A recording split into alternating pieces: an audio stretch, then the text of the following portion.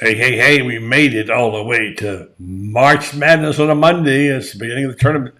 Exciting time for lots of you people. You guys out there who are brilliant bracketologists, which I'm not, help me out tonight. I got nothing. I know Shane Matthews has got something because he's always following college basketball. He's up first tonight on Medon Law Monday, the Buddy Mark Show. Stay tuned. Shane will join us in just a moment, followed by Browne and Franz Beard on March Madness Monday.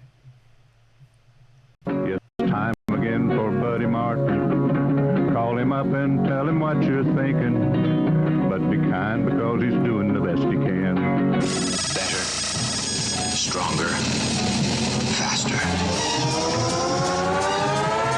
Mama says that alligators are ornery because they got all them teeth but no toothbrush. Hey, what if the voice calls while you're gone?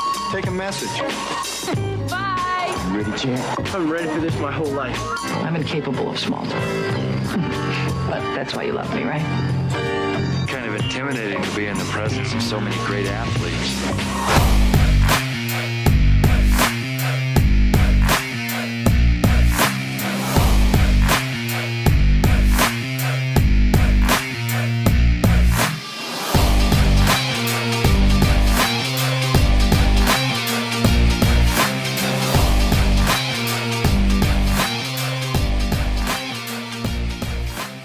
Good morning. Good morning. It feels like morning. Good afternoon. I'm Buddy Martin. The program, of course, is the Buddy Martin Show.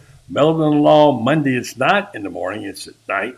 And I guess I've been at the fog for a couple of days. But you came here tonight because you wanted some good picks for your brackets. And you know where to go to get those. Well, not so much. Maybe Shane's got some for you. I am the world's worst bracketologist. I finally have given up on it. But as we bring in Shane this evening, we say hello to Robert Turner, Dan Bond, Michael Burton, Marcus Martin. Thanks for joining us tonight, folks. And come aboard. Let's talk a little hoop. It's hoop time and maybe a little football. And for sure, when Shane is with us after a Players' Championship Monday, we're going to talk some golf. There will be golf talk tonight, QB. What's happening, buddy? Shane, you just look too stressed out. You got to calm down a little bit. People say to me, was Shane sleeping there? No, he's just heart rate of about 20, like he usually is. And I found myself watching a lot of TV this weekend because I love, obviously, the players. And, of course, how could you not like what you saw from the Florida Gators? I mean, disappointing. I'll get your take on it before I give you mine. But I'm kind of still bullish, but what a horrible injury to Hengloten. What a horrible thing to happen. But it ended a terrific run by the Gators. And first time I played 4 games in a row since 1942. And Shane, I wasn't even around then. Yeah, it was a good weekend for the Gator Nation. I mean, you win 2 out of 3 against the 4th-ranked Texas Aggies in baseball. Softball won all their games. And then obviously the run the basketball team made, I was not surprised at all. I've been on this basketball team for a long time. I think it's as good as we've had in quite some time. Best backcourt, buddy. The more I think about it, I think it's the best backcourt that I've been around since I became a Gator in 1988. So, the injury to Micah was devastating. And it looks like he's going to, the surgery went well. It looks like he's going to be there with the team in Indianapolis. But we got tons of bigs, so I don't think we miss a beat. I don't know who we play. We kind of have a disadvantage because we don't know who we're playing. If we, everybody else pretty much knows, and they have a long week of preparation for whoever their opponent. We won't find out until after Wednesday night. Yeah, got to get this number 10 seeds. Got to figure some out. Colorado and Boise State, right? Yeah, but I love our bracket. If we happen to win that game and match up with Marquette, I think we match up extremely well with them. So I'm excited, and the fans should be excited. It's a wonderful coaching job by Todd. I got to tell you, we've all been high on him, but they weren't able to finish a lot of their games earlier this year. And you wondered if they could. And not only did they finish them, but they came from nowhere. down by 15 and a half, down by 18, and had a spurt and played great defense. But you know what, Shane? They are physically drawn and quartered. They are absolutely a tired basketball team. And I'm going to disagree with you just a little bit on this, that you will miss Hangold because of those bigs and the depth they got there and the kind of play they've had in the middle. They've been able to be real aggressive on defense, and play aggressive and block a lot of shots. And they got to be a little careful right now because they don't have that depth they're used to. But I got a feeling they're going to. I mean, can you believe what Aberdeen did, Denzel? No. What coming out of nowhere like that, Shane? No, I've heard a lot of good things all year long about him. Every time he's played a little bit here and there, I'm like, this kid's a good player.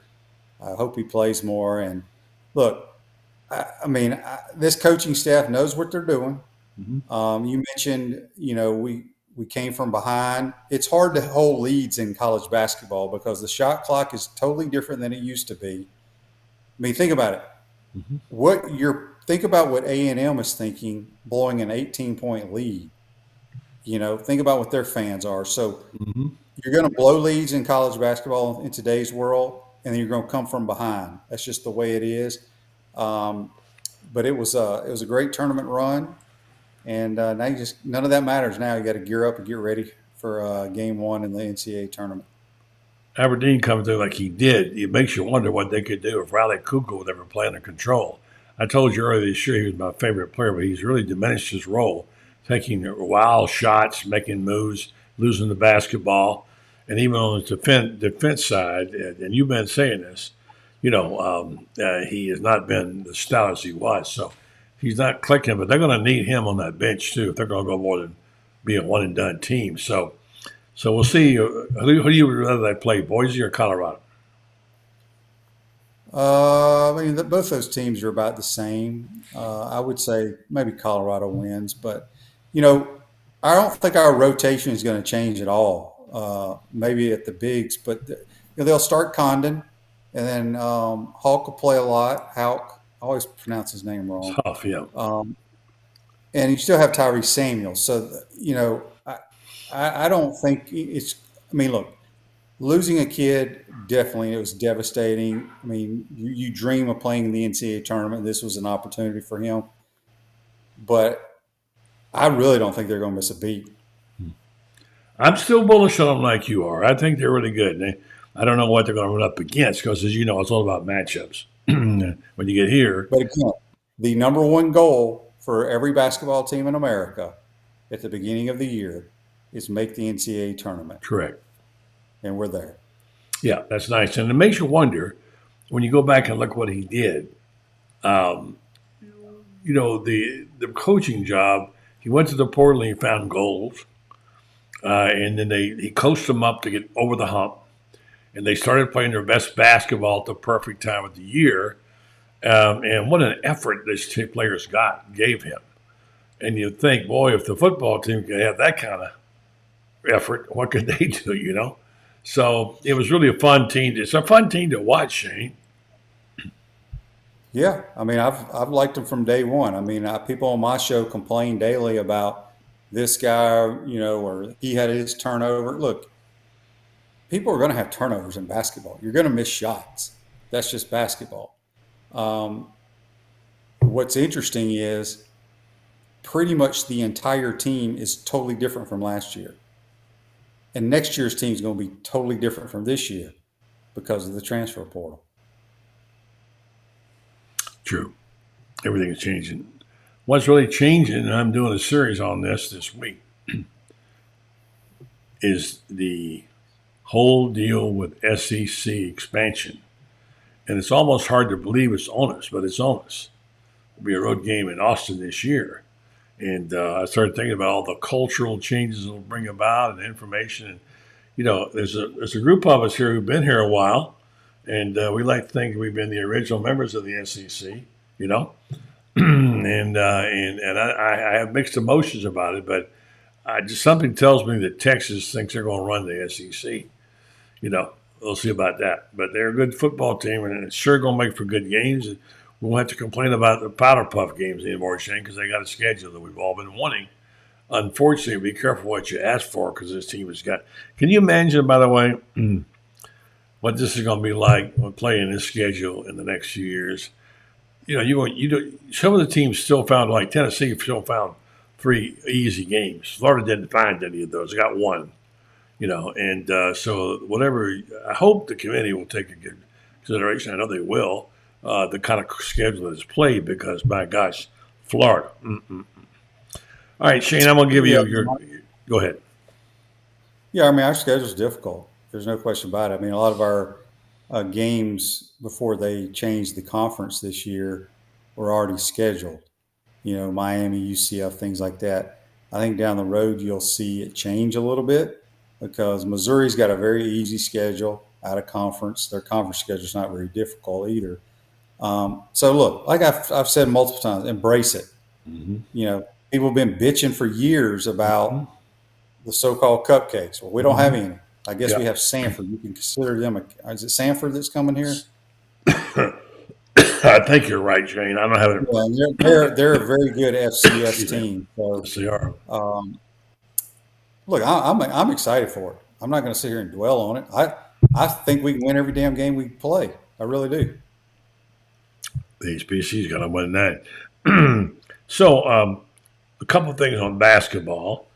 Hard to believe that they played 4 straight nights for the first time since 1942.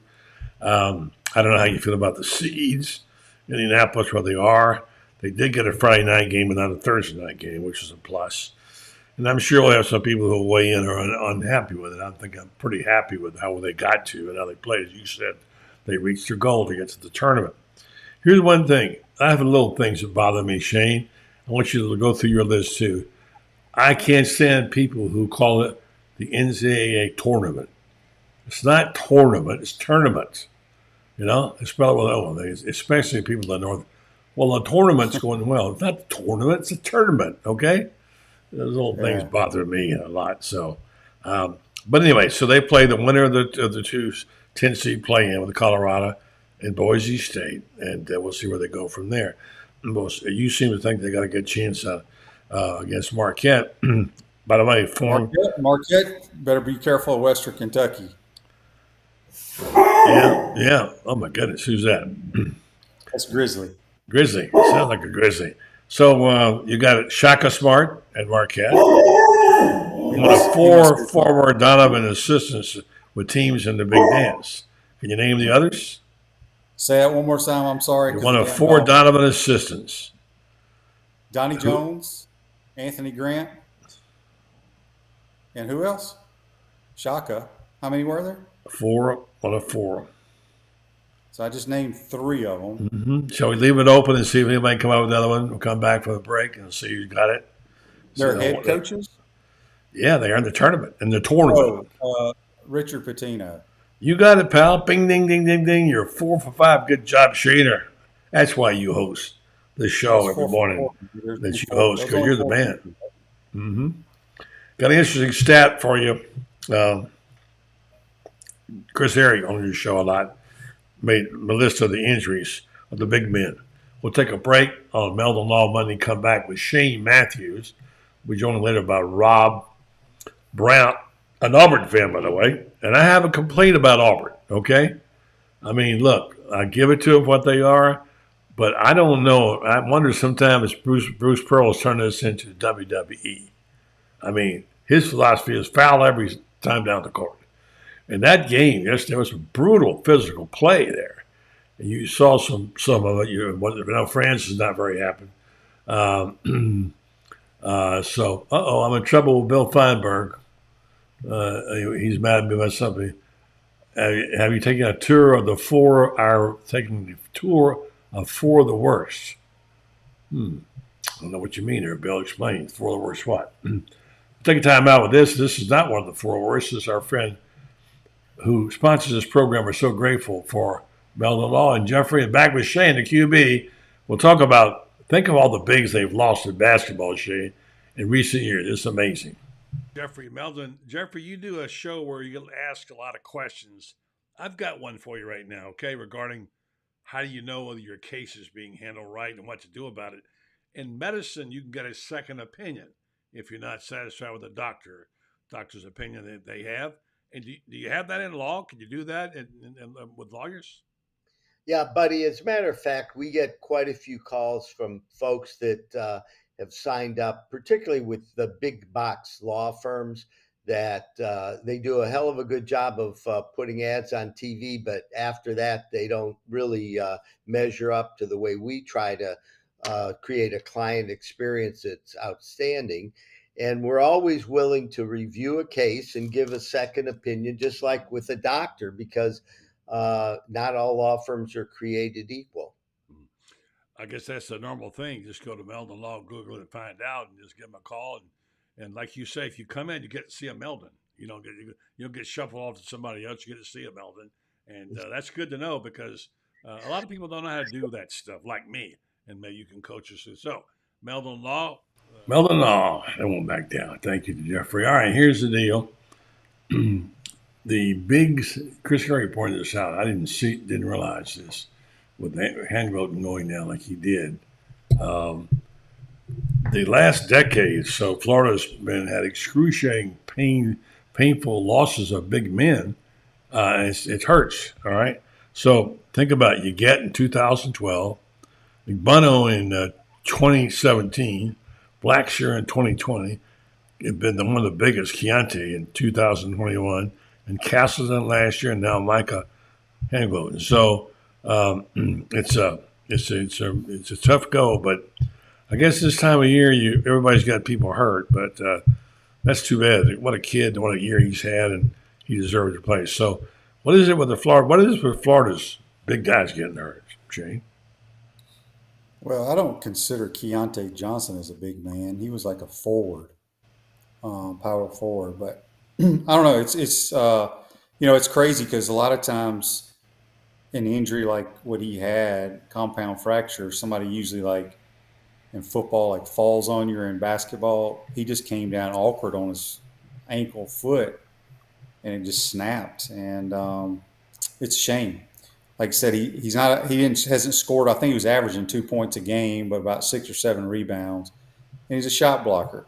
Well, he'll definitely be missed, but I think our rotation stays the same for the most part, and just rely on those guards to make plays.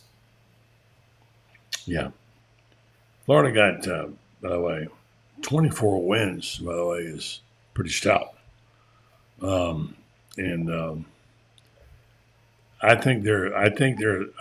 haven't picked my teams. I'm not going to pick my Final Four. Maybe on your show tomorrow, we'll see. I'm going to try to get it to 16 first.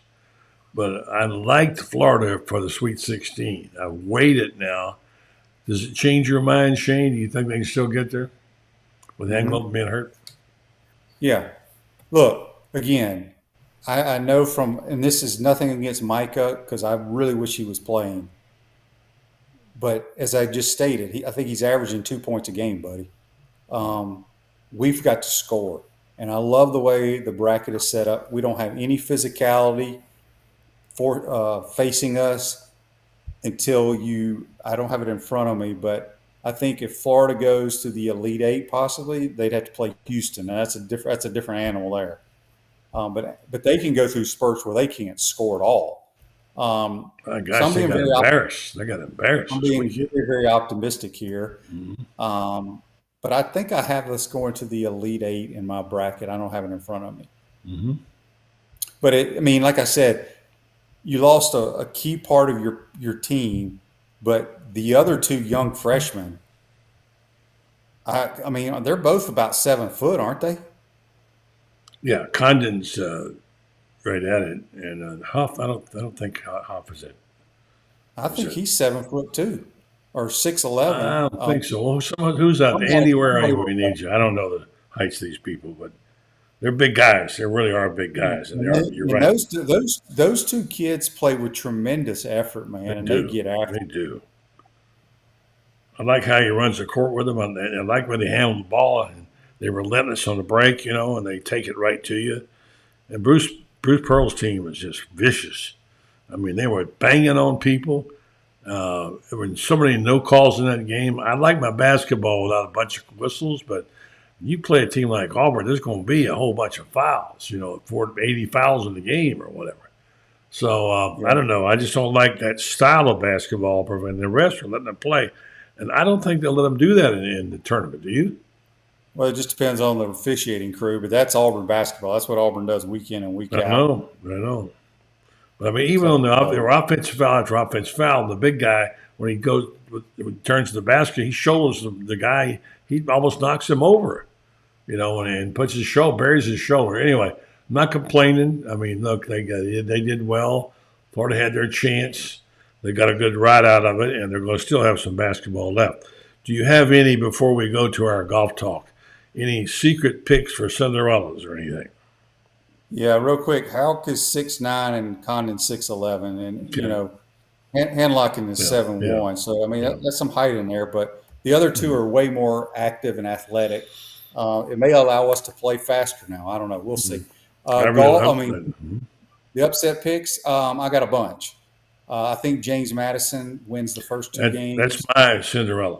James I think Sanford's going to beat Kansas. Kansas has a lot of injuries. I don't know if their guys are playing or not, but Sanford runs and guns and can score. I like Grand Canyon to win. I'm trying to think of who else. I don't have it in front of me. Sorry, but definitely those teams. Now that doesn't mean they're going to win, but I'm picking them. I mean, you think Tennessee's cooled off at all? A lot of people are saying it's the same old Tennessee team. I'm not sure about that. I'm not sure about Tennessee. Tennessee will be fine in this tournament. I don't know who they're matched up with, but they're very good. Final Four? And, yeah, I actually have them going. I think I may have them playing in the national title game. Mm-hmm. UConn's going to be hard to keep out of there. They really are. They're not in the same bracket. I know, but I mean the Final Four. So McNeese State is my other. Everybody loves McNeese State, don't they? For sure. Yes. Will Wade, the LSU coach, those guys won 30-something games, and they can get up and down the floor. Very athletic. Yeah. I'll bring Rob on here in just 1 second. And give me some tips. These are not mine because you know me, Shane. You've been picking them against me for years, and I've never gotten in. I mean, I finally gave up. I couldn't beat my own family members, so I finally gave up. I'm the world's worst picker, but I did get some tips on here, and I know Rob is listening, but these are not mine, but I read others and said, I know this, you don't pick your big upsets in the first round. You don't. Well, that's what I do. That's your big ones. You don't go 60 against one. I mean. Oh no, but I'm picking a bunch of. I mean, I'm telling people right now, I'm picking Kansas to lose in the first game. Okay. I didn't say not any. I said you don't pick a bunch. Well, you picking a bunch of them then, huh? I'm picking a bunch because I think these teams are. I mean, here's what I try to tell everybody. Some of these experts have chalk. They got all the 1 seeds going, which could happen, but not usually. But only one of the top 4 1 seeds won a game in their damn conference tournament. That tells you how crazy college basketball is. Yeah, and then you got the whole thing about number 12 and 13 will always be advanced. There's always somebody that gets from 12 and 13. And then Gonzaga is a good line there. Gonzaga will give you a lot of mileage, but not all of it. This ain't the same Gonzaga they've had in the past few years. I think they lose first round. Do you really? Mm-hmm. Gonzaga is a 5 seed. I don't know when the last time they were a 5 seed. They've always been a 1 or 2 in the last 10 or 12 years. So McNeese State, I think, takes them down. But we'll be talking next Monday night, and every one of them probably would advance. But I'm picking all those teams to win. Yeah. All right. So we're going to talk a little golf. We're going to bring Rob on here while I get Franz. For some reason, it's the same link every week, but I don't always seem to be able to get it to Franz. We sent it again to him. You got it all right. Let's see if I can get it to Franz. No, it didn't. All right. So, look, let's talk golf. I mean, my gosh. I mean, Scotty Scheffler, to play in the pain, the way he played in the pain, and to win like he did, it was a really I didn't think he had a chance, Shane. Did you? Well, after the third round, when he was hurting so much. No, I think he played the last 20-something holes, last 24 holes at like 12 under par. Look, he's clearly the best player in the world. I mean, it's not even close right now. He's made over $8 million the last 2 weeks, and it's not like he won, some Bob Hope Classic and some other tournament, these silly tournaments. He won the Arnold Palmer Invitational at Bay Hill, which is one of the hardest golf courses on tour. Yep. And then he won the Players, which is an unbelievable field there. Now, I think they need to make some changes to the golf course. It's too damn easy. Well, they had a lot of rough out there. Not enough rough, but the fairways you can land 747s on them. They need to grow rough, bring the fairways in. That course is hard, Shane. I mean, I know, but make it a par 70. That's all you got to do. Yeah, well, you cannot do have that. a golf course, buddy, where you have 58 eagles in one tournament. It's a lot. It is a lot. I mean, tell you, I saw the guy. Excuse me for interrupting you, Shane. I saw that guy I'm going to pick for the Masters. I've been on him now since last year. Didn't have the guts to pick him last year when he won. I think Brian Harman is perfectly set up for maybe to win Augusta. He's a Georgia guy, and he strikes the ball if he can putt, which he has not been known to do that well at times. Other times he is. He had a heck of a chance to win that thing. And I think, obviously, Schauffele, he could just miss a couple of putts. So those are my guys. You're going to ask me tomorrow. I'll tell you, those are my guys. I'll pick Scheffler will be about 3. So I'm really liking Brian Harman. He's come along nicely in the last couple of years. Yeah, I mean, he's in the top 10 of the world rankings. He wins the British Open, and he's a little guy that doesn't hit it real. I mean, I guess he hits it far, but not as far as those other guys. But well, he keeps it played a lot, though. That's got a tremendous short game. Yeah.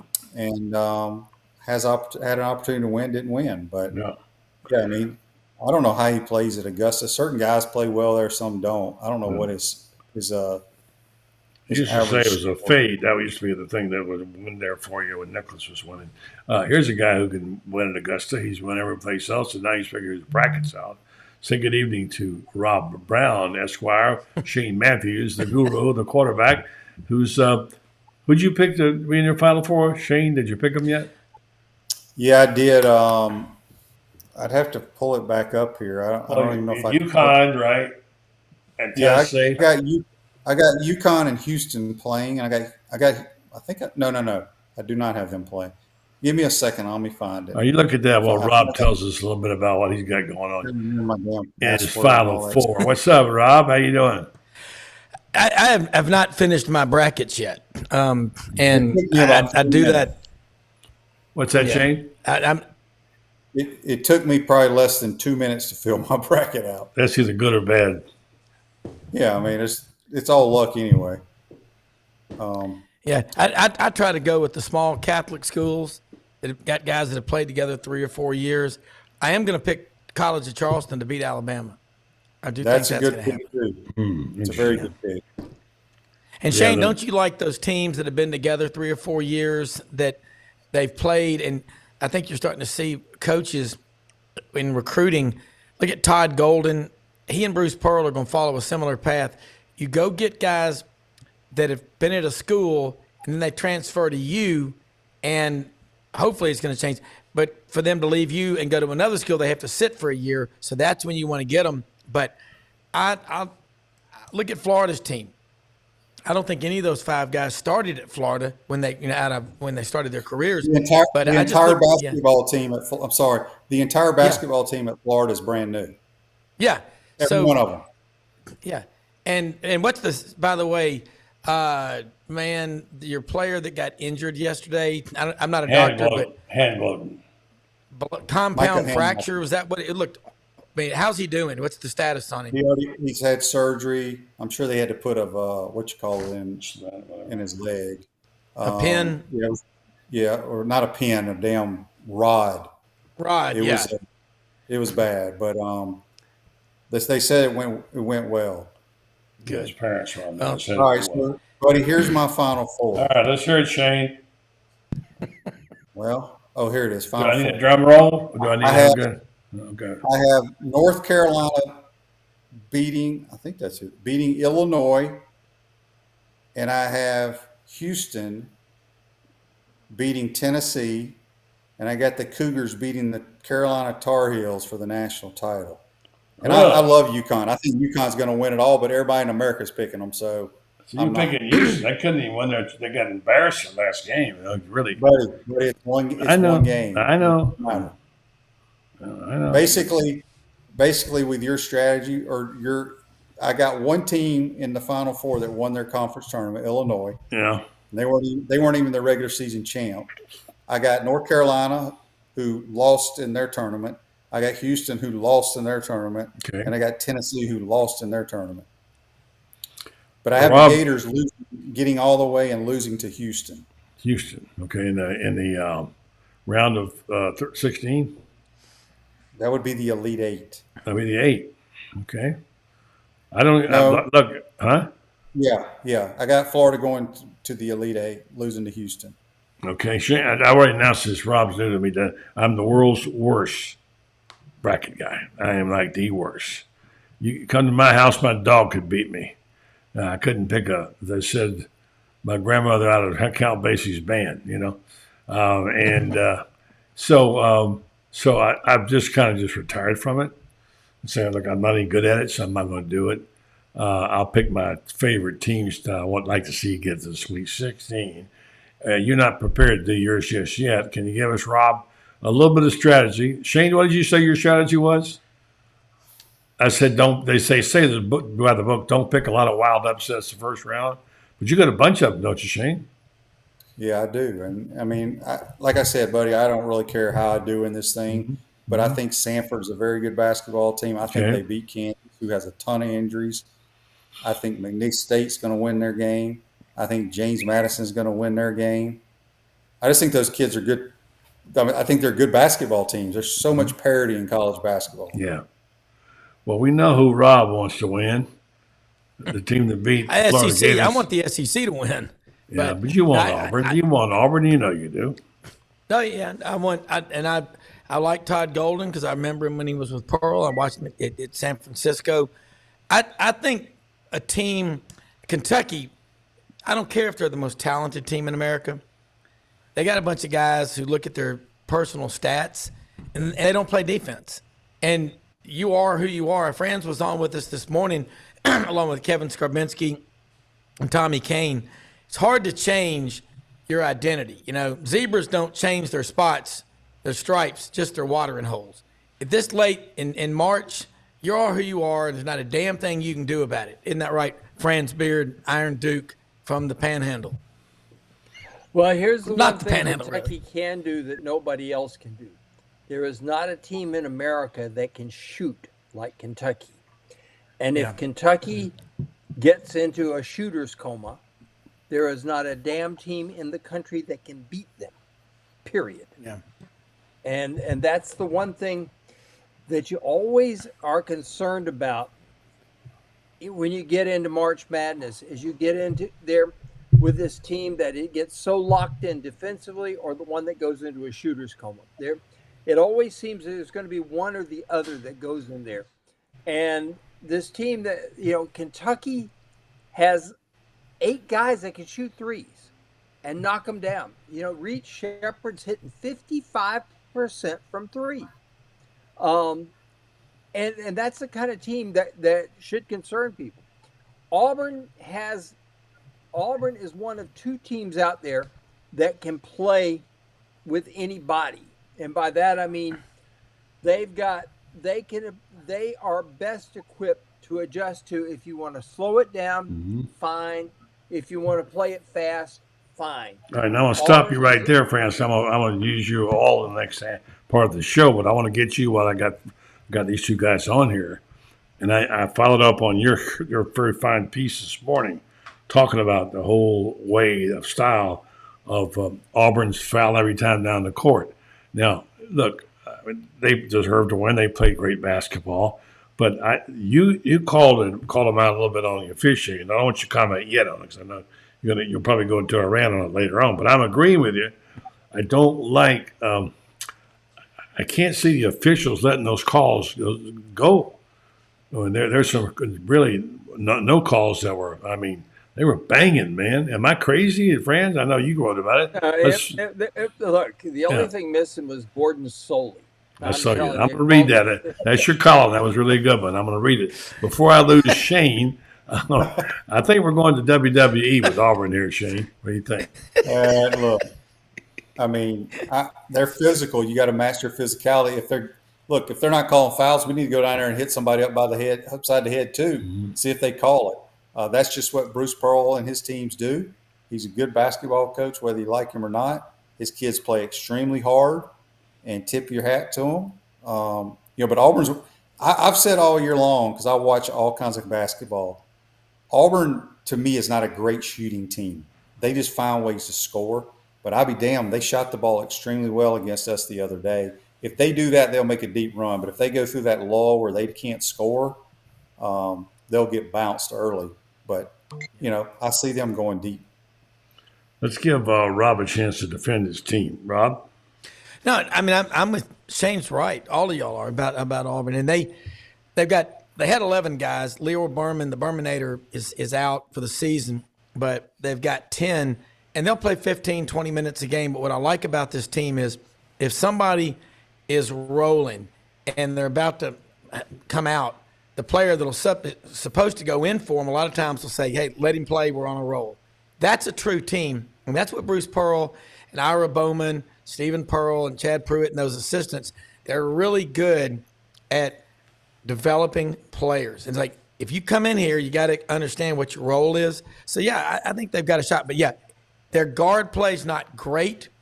So the big guys have got to really be on. But if they hit 35% from the three-point, they are hard to beat. But, look, you're going across the country. And one thing they better not do, as fans and media, we can talk about where they were seated all we want, but the most important 6 inches right now is between those guys' ears. And Bruce Pearl will find a way to use this as motivation and just absolutely get his team. Your best revenge is success, and that's how he'll look at it. That's how I would if I were a coach. Okay, now where'd you get this guy, Baker? What's his last name? Baker? Chad Baker Mazzara. He's played at every school in America. He's crazy. He's crazy. From the Dominican Republic. Yeah. Well, I mean, that's the game today. People's heads. That's what he does. Yeah. So, all right. So, guys, before we lose everybody here, I'm sorry. I want to get your takes on this. I'm going to let Shane go get his cookie and milk because he gets a little angry if he didn't get it this time of night. And, first of all, I said this earlier. How do you pronounce the word Tournament, Rob? Tournament. I'm from the South. Franz, how do you pronounce it? Tournament. No, that's what you said. That was your best effort. It ain't tournament. I want to hear Shane. Shane's got it right. He knows. I've been around too many it's a tournament. Tournament. Yeah, thank you. Not like tournament. Not tournament. It's not TORN tournament. Tournament. I've been around too many of them to know that it's the tournament.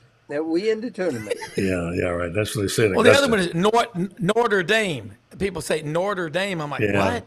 Yeah. It's Notre Dame. I went to a Catholic high school. We had people from Alabama say Auburn. Auburn. Auburn. And Yankees call it Auburn. No, in the old days. People call it Auburn, but people from Otis Boggs called it Auburn. Auburn, yeah. That's exactly right. Yeah, that's what he called it. So, all right, so let Shane go. He wants to go watch this. How'd your softball team go? They were whooping up on number 2 LSU when I left a while ago. Ole Miss, are you watching it, Shane? I'm not an Ole Miss softball fan. Only football. Well, okay. I thought you were a softball fan, though. I only watch Gator softball. Okay, well, Auburn, LSU is number 2 team in the country last time I looked. Very good. Their coach played in Florida. Yeah. So, anyway. All right, Shane, thank you, buddy. Tomorrow morning, who's on the show? Oh, wait a minute, me. That means I'll save the day for you, Shane. That's right, buddy. Get your Final Four picks. Everybody they won't be able to sleep tonight. They'll be waiting. They'll be calling me any minute asking for them. Vegas, watch the Vegas line change. They'll just pop all over the place. So, all right, Shane, thank you, buddy. Talk to you tomorrow. Francis, see you. And we're going to do this little commercial here, and then Francis is going to give us his take on the game, which I thought was pretty brilliant last night. Francis had a couple of pretty good back-to-back columns. I mean, when I read his column night before last, it was amazing. It was just such great knowledge and depth, and I just really enjoyed reading it. And I tweeted it out. Denzel Aberdeen meets Franz Beard there in Duke, and don't forget, read it. So let me just tell you about our friends over here that do such a fine job of supporting this program, and have been doing it for a while. It's TitanMRI.com. I don't even have to even look at the copy. I know it by heart because it's a company that realizes not everybody can be, at the same time, can be where you want them to be to get an MRI. If you've had one, then you know what it's like. And what it's like to go through two things you hate. First of all, it takes a bunch of time. Secondly, it takes forever to get your result. And thirdly, sometimes they don't take your insurance and you can't get one. So here's the thing I want you to know. Titan MRI in North Central Florida now, they've made it possible for you, if you live in the area, to come by and make a one-day appointment if you need to. Same-day service, no cash, no insurance, no problem. You use cash or card. Come by there, they'll set you up. They have the largest MRI you want for big guys like us, friends. We go in there and not getting claustrophobia. So Titan MRI doing good things for folks in the North Florida region. Titan MRI, go by and see them, or go to TitanMRI.com. Francis, you wrote, as I recall, I've got it written down here someplace. I want to let you take the stage for a second because Rob is a big fan of writing too. And I'm going to see if I can find this paragraph, which you described. Let's see what I got here. Okay. The game was lost, but getting to the NCAA tournament wasn't. The Gators were assigned to a 7 seed in the South region. They'll open up the tournament Friday in Indianapolis against the winner of the play-in game of 10 seeds, Colorado and Pac-12, Boise State in the Mountain West. Win that one, and the Gators are likely to go against Marquette, coached by former UF assistant under Billy Donovan, Shaka Smart. Shaka is one of 4 former Billy Donovan assistants with teams in the Big Dance. Donnie Jones Stetson, congratulations, Hatters. Anthony Grant Dayton, and Ricky Pitino, New Mexico, the others. There you go. So that was not even the best part of your column, but again, Francis, you saw it. I know you were appalled at some of the no calls, as you usually are. You called out the officiating, and you said basically in the end there were too many forces conspiring against Florida in that game, including losing hand gloating. Go ahead and paraphrase. I paraphrase your comments. Well, Florida, it's like a combination of everything that just comes together. 4th game in 4 days, you lose. You can win those games. For example, North Carolina State won 5 games in 5. But you have to have an emotional lift to get past that fatigue. Florida had the emotional in reverse, and that they lose their guy. And you could tell later on that the fatigue was a problem. And you watch that because you watch shooters like Walter Clayton Jr. shooting flat shots. Walter puts nice arc on his shots. His shots sometimes you think are going to bring rain. He's shooting flat. Will Richard just played like Will Richard, but shots that normally go didn't. That's the legs, and that's where all the shots come from. And so, but like I said, if you can have an emotional start to a game like that, you can overcome the fatigue problem. They didn't. Then you throw in the fact that the game got extraordinarily physical, and it was physical at both ends. Let's not kid ourselves. It was physical at both ends, but Auburn is more physical, is my point. It's Florida. Florida. Look, the only team that really in the SEC that can go out there and be as physical as Auburn are the Aggies. And the Aggies, let me put it this way. the Aggies have a bunch of guys that are going to be trying out for the WWE when it's all over, because they can't play basketball, but they sure can wrestle you, you know. And Florida could not. Florida tried to be as physical as Auburn and couldn't. So, see, this is why I say we've got to get back to more of a finesse game. The game was a better game in the 70s and the 80s. And I look at what happened when Georgetown came along with John Thompson as the head coach, and that team with Patrick Ewing and Michael Crackham Graham and that bunch, it has changed the game dramatically ever since, and it has become more and more and more of a rock fight every time out. And we need to get back to where the game is really played. It's a finesse game. Some would say, well, you want us to play like they play in Europe. Well, what's wrong with how they play in Europe? It's a fun game to watch. They draw great crowds and everything like this. And I don't mind seeing scores 121 to 120. I don't mind that. I like seeing points. I don't like seeing 49 to 48. I just don't. So, but you add it all together, Florida had a lot of factors going against them. The only way they win that game is to have an emotional lift at the beginning, like say they hit about 3 or 4 shots in a row, and all of a sudden, you know, people just go into a coma. They forget the pain and everything like this. I give them credit for fighting back to within 1, but at that point in time, Auburn brings in 5 fresh faces, and Florida wilted on the vine, physically wilted on the vine. Ran out of gas.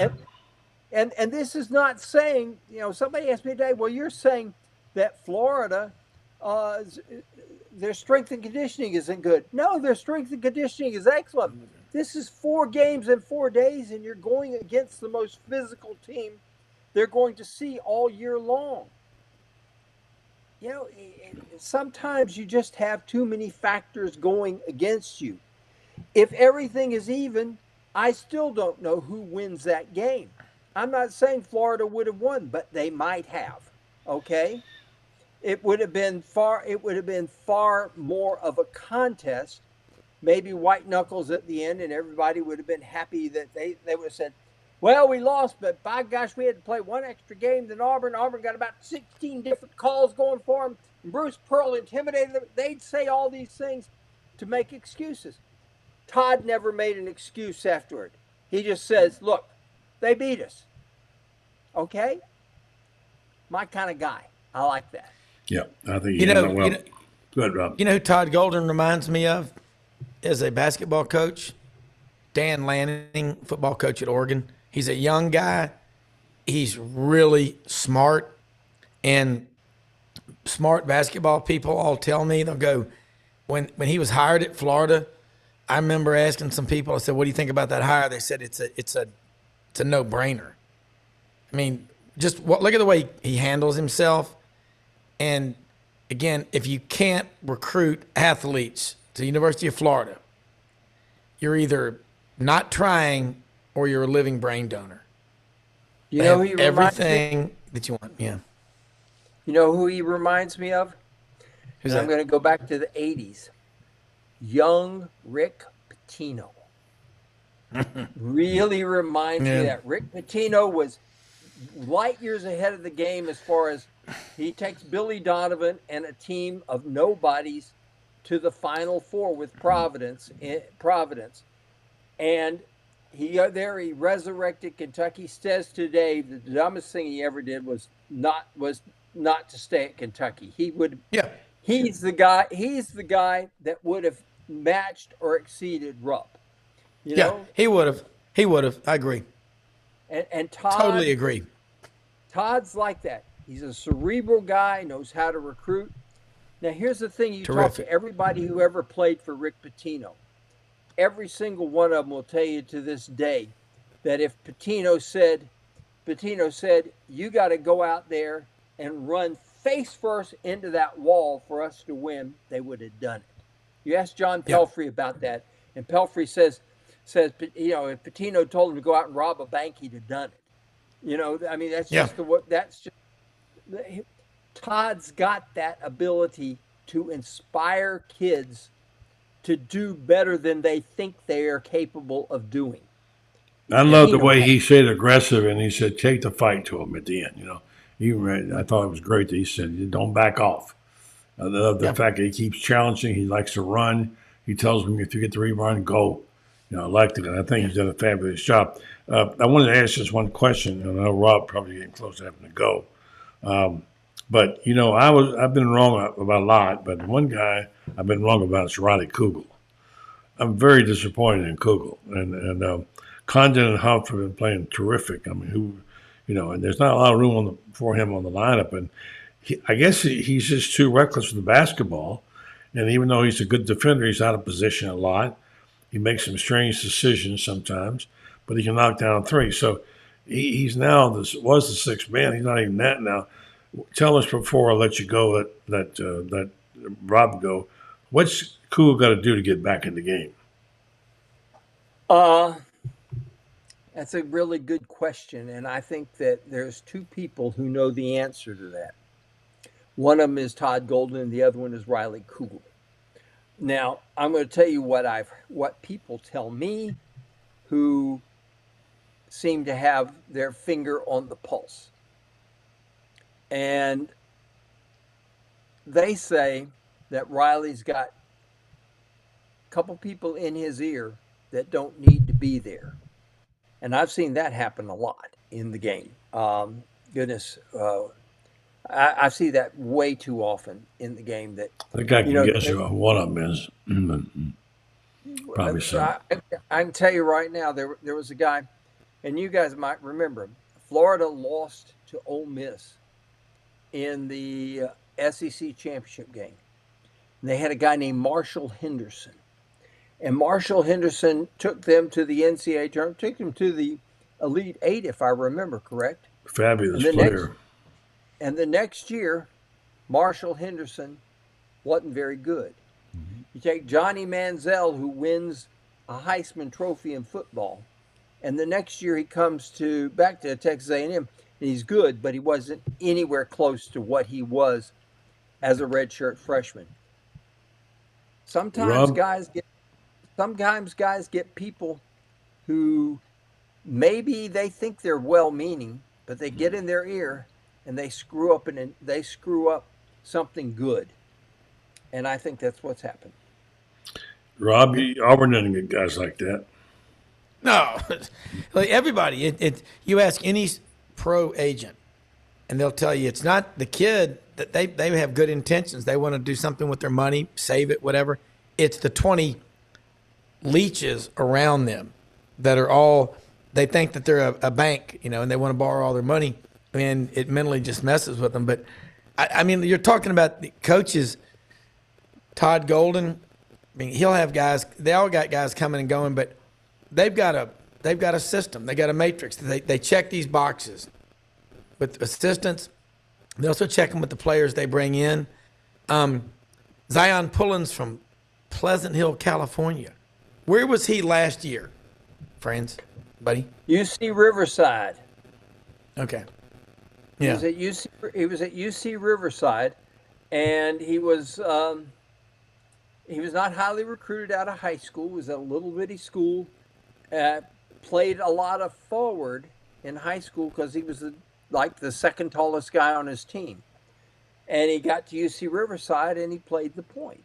And that's what they recruited him to play. They thought he could do it, and he could. Tremendous point guard, tremendous decision maker. Makes people around him better than they were. This is where Todd excels. And he got this, I can tell you right now, he got this from Bruce. Bruce has been very, very good about getting the guy in the portal from the school that maybe, Janai Broome, nobody recruited him. Plant City guy, huh? Catholic. Yeah. Nobody, Florida didn't even give him a second look. Mike White just absolutely ignored him. I saw him in high school. I thought he had ability, but I thought it's that terrible, terrible phrase, untapped potential. And that's what I saw. I didn't, he was at Tampa Catholic though. And I thought, gosh, he really could be something. Goes to Moorhead and does well, but nobody recruited him. Bruce got him there, and they were talking about this yesterday. The first thing Bruce said was when he came to Auburn. And yesterday, before they go out on the court, he says, just remember, you're the guy nobody wanted. Now go out there and show them that they were wrong. Yeah. So let me do this. I'm going to let Rob go to sleep because he's got to do a show tomorrow in the morning. He works while you're sleeping, friends, and me. Who's you got on your show tomorrow, Rob? SEC sidelines, by the way. Got one of the hardest working reporters in the business, Mitch Davis. Attended every game at the tournament, every press conference. He'll be on in the morning. Yancey Porter, Rebel Yell Hotline, and Rodney Orr, Tider Insider. We're going to be talking a lot of basketball, probably do a little spring practice updates and reports. But right now, basketball is king. This time of year. Tomorrow night, guys, don't we start in Dayton with the play-in games? Yes. We'll be talking about that. I've got to get my Final Four. I'm going to get them. I'm going to print off all my brackets tonight. Right. I'm going to put them in. But love being on here, man. Thanks for being on here. Thank you. Friends, by the was way, fun this morning. Well, excuse me for interrupting you, but you can see people are make some nice comments tonight. They like having you on here too. You. So you're going to be part of the Monday night crew, and appreciate you. I'll come on anytime you ask me to. Man. Okay. And look, and Friday we're going to have fun doing that podcast. Yeah, Texas on the horn. Texas on. I got some interesting data for you on Texas, by the way. Talking about buddies down there, and don't forget we'll be in Auburn. Friends, you'll be in Austin next year, so just remember that. All right, get your hat ready, get your new hat, and get your boots, and ready to go. Hey, buddy, I tell you what, when we go to Austin, Bubba Land, we're going to go to a place called the Broken Spoke. See, I knew he had some obscure restaurant picked out already. Where they have, without a doubt, the best chicken fried steak with cream gravy served on biscuits in the entire planet. All right, I'll check with my guy Randy Harvey and see if you're right about that. We'll do that. If we're lucky, they'll have Alvin Crow and his band playing, and I got to tell you what, Alvin Crow, it's worth it. They could serve dog food, and I'd eat it just to listen to Alvin Crow. Don't ever travel to Louisiana with France. He'll stop in 9 different dives to get his boudin and whatever he wants to get. So, all right, friends, hang on. Let's let Rob go say night. We're going to talk about a new recruiting budget in football, apparently for the Florida Gators. Rob, thank you, man. Good stuff. Glad to be on with y'all. Appreciate it. Rob Browne, SEC Silence. Don't miss it tomorrow. You'll enjoy it. Okay, Francis, I'm going to tell folks about our clinical trials. They're very important to us here in this community because you've got to get better in everything, especially medicine. And the folks at Renstar Medical Research do that. They have these clinical trials. They know that clinical trials are the key to bringing new therapies to the market safely. They wouldn't exist without the commitment from you, the volunteers. And in their programs, they have opportunity for you to come on and volunteer and be a part of this. In some cases, you get time for your travel, compensation for time and travel, and they do these simple trials. The data goes to a first-rate company, and they send those medications and things that you're taking, and it helps us get healthier and better, and they help us treat us for what we got here in our own area. So Renstar is all over it. Sometimes you might get a new investigational medication or devices not otherwise offered to anybody. So check them out at renstar.net. Find out what you need to know to be eligible for these clinical trials. You're doing a service to the community by helping us find better ways to treat the things that ail us. Renstar Medical Research, seeking tomorrow's answers to the health questions of today. And I'll put their little logo up there as I always do. And friends, the news is out. Edgar Thompson had a piece about some more money committed to the University of Florida's recruiting program. According to what I read from Edgar's piece, they got another 2.7 million, right? Is that what it was? You see the story? Yeah. And now they got a pretty healthy. And apparently that was not known till Edgar Thompson found it out and posted it. And so that's a lot more money. And I guess it's justified, friends. Well, if you're going to compete with Georgia and with Alabama, and you're going to have to spend the money. You've got to have the recruiting budget. You want to know why Georgia's gotten so many good players? They spend the money to recruit them. And you've got the analysts, you've got the people who get out there and look at them the whole night. You got people who stay in touch with them. Dabo Swinney is, I'll tell you how tuned in he is to recruiting. And this tells you, and Georgia adapted Dabo's approach. Dabo Swinney recruiting has a birthday. Dabo will be on the phone with him. The kid will have an email saying, hey, I'm going to call you at 3:52 p.m. this afternoon to wish you happy birthday. And the kid knows ahead of time because he's gotten his happy birthday email, and Dabo has called him personally and even told him, look, I'm calling you to let you know. Georgia took what Dabo did and they went on steroids with it. And this is what you're going to have to do to recruit with these guys. Texas is coming in here. And I'm going to tell you what, between what they'll spend, and if Texas will spend it, the Aggies will try to spend just as much, if not more. Oklahoma already spends a ton, and they have great recruiting pipelines. Florida is behind on recruiting. And the only way you're going to get there is to get the only way you're going to get there is to spend the money. I mean, it really and truly is the only way you're going to get there. No, they got a 55% increase in the budget to $2 million. Apparently, this recruiting highlights is $4.72 million increase in football spending. By the way, to $90.2 million. $90.2 million. By the way, their revenues, of course, are way up there too, and now they got a lot more coming this year. So their operating budget was obtained by the Orlando Sentinel. And they have a $164 million, $19 million bump. Friends, I can't believe these numbers. I don't even understand it anymore. Well, buddy, you got first things first. They're going to get, they've got a huge amount of money increase coming in because of the new TV contract. That's where it begins, is with that TV money that's coming in. Conservative estimates are that in 2026, the SEC will be distributing $100 million per team. This is why FSU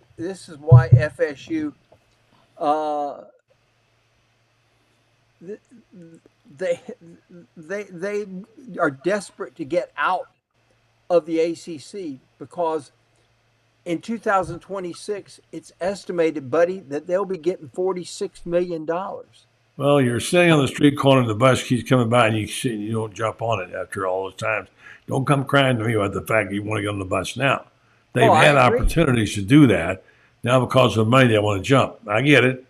But anyway. But, you and I were not math majors, but 100 minus 46 is 54. $54 million in excess. And, it's going to be used to, for a lot of different things, facilities, et cetera, whatever. Mm-hmm. But they've got to bump up in recruiting. Mm-hmm. I'm going to tell you right now, I'm hearing stuff about the new president of UF and how he really understands, as I have been told by some people who are really, really close. Mm-hmm. We'll save that until Thursday night. You can share that with the Brotherhood on Orange and Blue Bloods with the guys, but I know you've been talking to me about it a little bit. Well, let me tell you, this is one thing that I really haven't discussed with you. Ben Sass, from what I have been told by some people who really know him well, has looked into how, for example, Bobby Bowden, the money that started flowing into Florida State when Bobby Bowden started winning there. He's looked into how the money has flowed into Alabama because of Nick Saban, how the money is flowing into Georgia because of Kirby Smart. There is a correlation between winning championships and bringing money into your school. People want to be associated with winners. It's kind of like all these corporations that back in the heyday of the New England Patriots, Robert Kraft had all these corporate sponsors, people just begging him. All the suites at his stadium were bought into by big-time corporations paying fabulous amounts of money to come be a part of that organization. Winning does that. Well, it's not brand new, Francis. I know you've been around the horn a few times, but over 30 years ago, a guy named Bino Cook told me, look at the rankings, look at what they are, and look what they're taking in money and donations. And that was a new thing then. And of course, there was definitely a parallel there. The smart people caught on to that and realized that, it's quid pro quo. You win and you get people that want to spend money. And look at Alabama, their enrollment, everything, the city, everything about it. Look what Spurrier did in Columbia. I was going through Columbia. Look what Spurrier did from 1990 to 2001 here in Gainesville. Right, but I'm talking. We saw that with our eyes, and we know that would come. But in Columbia, I have some friends up there, and I was with them on Spurrier's third or fourth year, and they're the Columbians. And they drove me downtown to the restaurant and said, "See all this?" I said, "Yeah." He said, "Steve Spurrier built this." So it's a huge economic boost. And see, here's the other thing. Florida from 1990 to 2001, the exception I think about the last year and a half. Who was the president? John Lombardi. You had a president who got it. And we have had presidents of this university who don't get it. This last one, what a bum. What an absolute bum. And it's good to have somebody, and I'm not just talking about for football and stuff like this. I got people every single week who call me up and say, my kid can't get in school. And the president doesn't necessarily have to do that. And you're right. I hear it all the time. Every time I know people, friends, it's definitely a thing there, but we haven't got a chance to resolve it tonight. Let me just say to you. Top, buddy. Okay, well, we got a long time to go this summer. We'll attack that. But I want to tell you how proud I am of you for the outstanding writing you are doing. You are in your game, and you have done some brilliant writing on basketball and on another level that if you don't take Gatorade just to read Franz Beard on basketball, you know what you're missing. I guarantee you, I read it, and I read a lot. And I tell you, you have little insights and nuances that you don't see other places. Your knowledge of the game and the Gator game comes shining through, my friend. So I want to thank you personally and congratulate you for an excellent job. Well, you're too kind, and I appreciate that. That's kind of you to say. Basketball, I played it, I coached it. I love football, but basketball brings out a lot of the good things in me. He's our own Mr. Basketball, Franz Beard, there in Duke. My gosh, how many nicknames can one guy have? Well, one of the things I'm going to try to do, and emphasis on the word try. I'm going to try in the next several days to get Monty Tao on with us. Monty Tao, who was the point guard on the 1974 North Carolina State team. Right. They won the national championship. Lives here in Gainesville. Mm-hmm. Basketball coach at Oak guy. Mm-hmm. Coaches tennis, etc., like that. Yep. One of the great, at 5'5", 5'6", one of the great college point guards of all time. And if they'd had a three-point shot, I promise you he'd have set records that couldn't be broken. Sounds good to me, Francis. Sounds good And to I'm me, going to buddy. do my best to get. I'm going to do my best to get Monty on here. That'd be good. Most important, to keep that good basketball stuff flowing, man. Go to Gatorade, folks, and sign up. Franz Beard, by the way, log on here and subscribe to this program. We'd love that too. Franz, great job. Have a good night, brother. Talk to you on Thursday, all right? Thank you, Dan. All right. The best Gator basketball right there by far. Everybody out, nobody's even close. Thank you to Franz. Thank you to Rob. Thank you to Shane. Thank you for watching and listening. And thanks to our sponsors right here. Appreciate all of that. And have a good night. We're back tomorrow night with our usual Tuesday night cast of characters. Hope you'll join us. We have a good time here, and we actually learn a few things. A lot of times we learn it from you. In his honor, we close out tonight with this photograph of a guy who has just been a fantastic player. He was at Marshall when this picture was taken. And that would be Micah Handgloten. We're with you, buddy. Thoughts and prayers. I'm glad you had the surgery. Expect you to see you back in a Gator uniform next year. All the best. And sorry you couldn't make it with him to the tournament. So, all right, my friend. Have a good night. And good luck to the Gators.